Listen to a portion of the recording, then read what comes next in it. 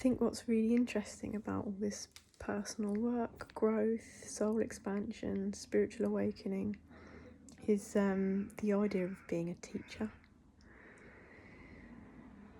I think we can only live for ourselves. We can't save anybody, so leading by example is a better way, and people might want to class it as a teacher, but I know that I'm a storyteller, and the only story that I can tell is mine. And obviously those of past lives that want to come forth, and entities and energies that I'm connected to, you know, they will obviously filter through my consciousness and share things that need to be shared, anecdotes or stories. Let's see where it goes. You know, it's getting more and more interesting as time goes on for me, so I'm grateful that my life has moved in this way, because it's a big part of my healing. Things that I was ignoring, things that I was unaware of, things that I wasn't tapped into. And in my lineage I do have certain ancestry which I've come into the knowledge of, and connection to certain people on the physical realm who transitioned. And also with psilocybin you can start to connect with other energies, and I think that we can sometimes get lost in the God complex, or thinking that we have the word of God and we are the only messenger that matters, and in our own life, really. Like, I'm not out here sharing in any way that I feel that I'm better than anyone, because as I said, like, this is our only story. So if we continue to compare, or think that, oh, that person's doing it that way, we've got to change it, and da da da da da, it's not going to be authentic. It's not our own. The whole comparison, or like watching people obsessively, or stalking, or fangirling, or excuse me, and I say that because I do know that there are people that have got weird attraction or energy towards me, and things that have come through to me over the past. This is not even anything to do with me. It's connection to source and light, which I'm very, very, very connected to higher source and source energy.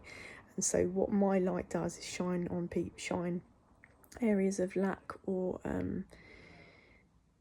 shadows, or things that they haven't worked on, these people haven't worked on. And it's not saying they can't harness their own gifts, their own light, their own love vibration, but I only act in love. I'm a loving being. It's a high vibration, and that's what I maintain. And so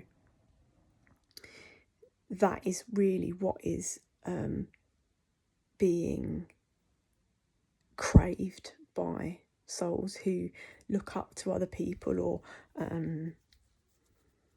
seek guidance from, or want help from.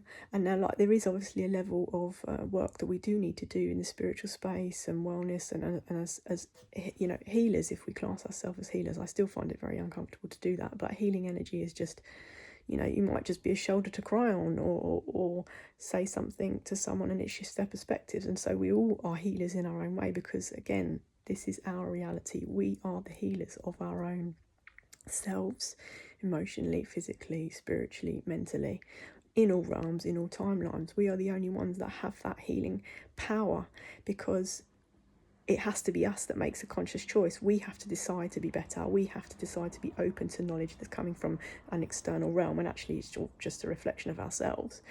So that is a decision-making process. That is an action. That is not a passive state of being to sit back and just let it all, you know. No, we have to consciously, intentionally move towards betterment if we want things to flow in the ways that we want to flow, and we want to stop comparing ourselves to other people, and we want to stop thinking, oh, she's got this, or he's got that, and he looks like this.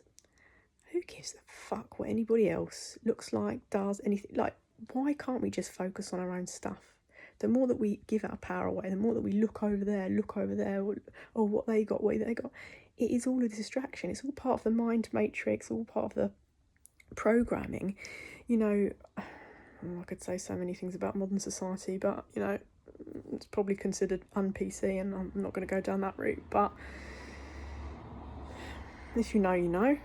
And it's all a distraction.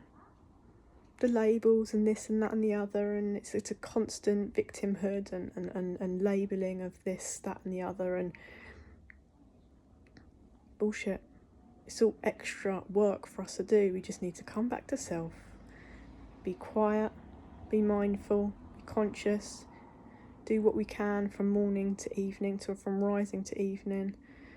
And I correct myself when I talk, because I don't like the word morning, because the more I move into this state of powerful manifestations and see things in my life changing very rapidly, we have to be very mindful with the words that we speak if we consider ourselves to be powerful. And this is my reality. I am player number one. I am the god in my world, goddess in my world. And so my words matter. If people want to continue saying, this, that and the other, like, the morning thing, when I rise to the day, I don't want to think about morning. I don't want to think about death. I want to be full of life. I want to have my papayas or my solar food, and I want to rise. And in the evening, as it comes, I might get into a little bit more of a deeper, darker goddess space. But anyway, tangents aside, the message is we are our own teacher. We have to decide to be that for ourselves. We have to embody that. We have to work on the insecurities. We have to come out of the shadows. We have to stop comparing, because it's all a distraction. This is the only journey in life to master, self-mastery. Once we start to do that, all the comparisons, everything from the external, the noise dissipates, dissolves, disappears. And then we start to see these things in our life like taking form, taking shape, dreams becoming realities, because miracles happen every single day in my life. I am grateful.